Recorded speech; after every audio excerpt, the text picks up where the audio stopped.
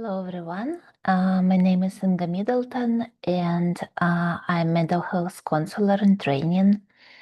And right now, I want to record this video in order to talk about how I recovered from my chronic pain. I have had multiple chronic conditions, including chronic migraines, which lasted since I was 5 till I was 38. Chronic pelvic pain, namely, was diagnosed with endometriosis, and I have been taking painkillers for this condition for as long as I can remember. And also, it includes chronic knee pains. I had even a surgery for my knee pain. And chronic back pain. I was in a wheelchair for back pain for quite some time. So as you know, I have huge history of different unexplainable really conditions, and sometimes explainable, like, endometriosis was confirmed surgically for me. But last year, everything changed, and I'm intentionally drinking my smoothie here because I don't want to make it one of those educational videos where you listen as some kind of book where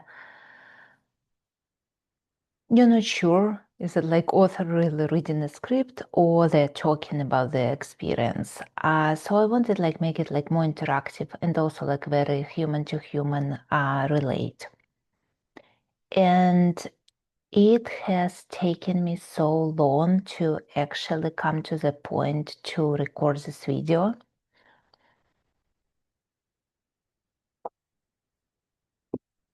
I've been thinking about that for a long time.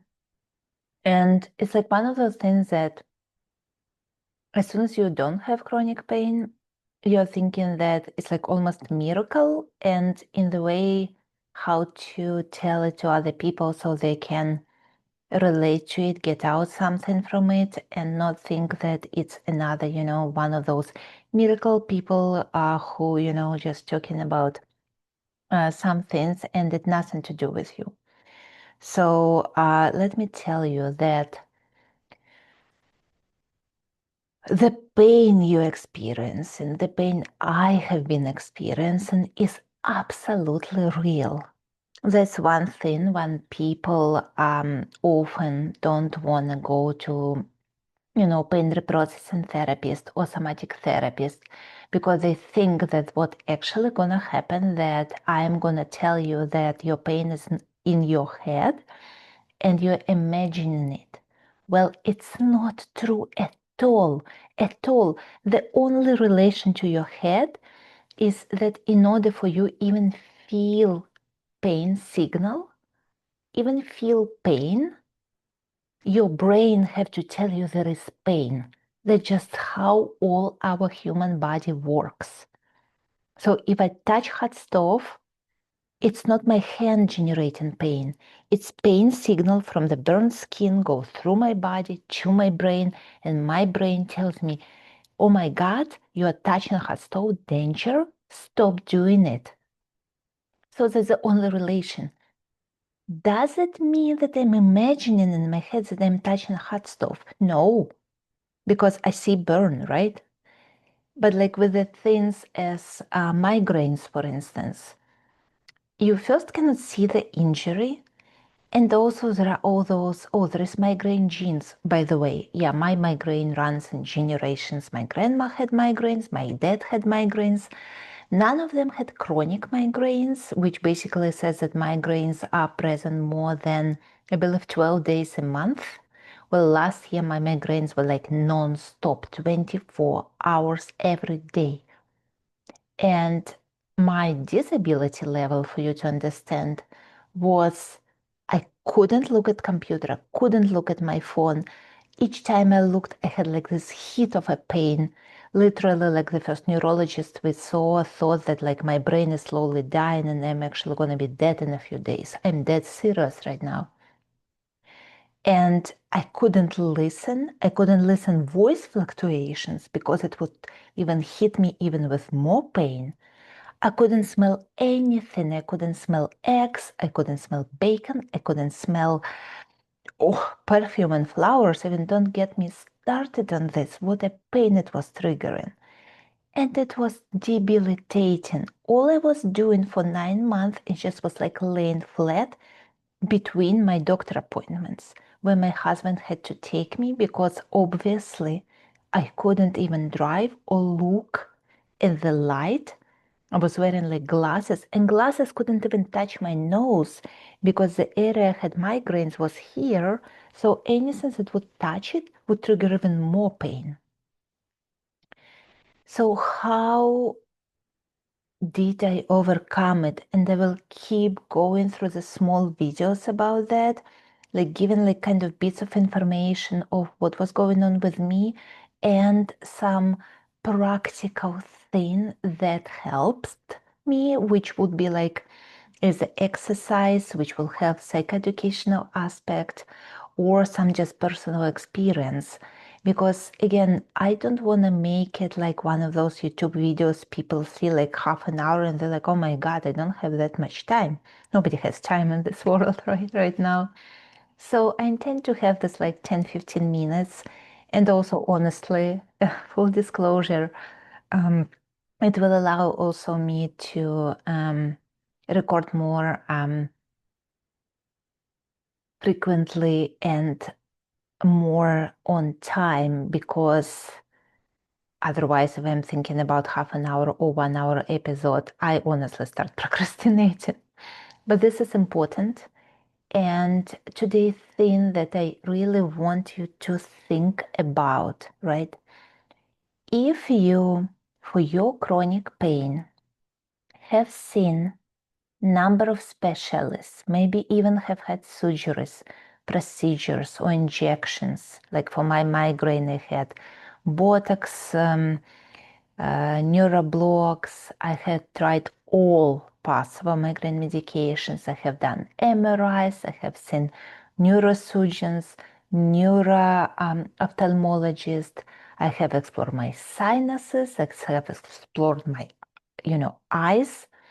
So if you have done many things related to your conditions and yet you are in pain, unexplainable, even if you have diagnosis like chronic migraine like I did, or I will, record separately about endometriosis and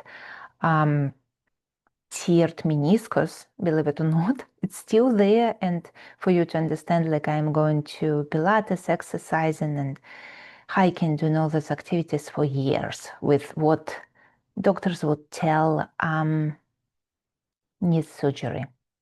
So coming back to chronic pain, right? So if you have seen many doctors, you have been given diagnosis or maybe like different many diagnoses, and yet you're in chronic pain, think about just the idea of what if it's nothing structural causing my pain, but rather my brain stuck in fear pain loop where my fear of the pain coming, that's what fuels the pain going.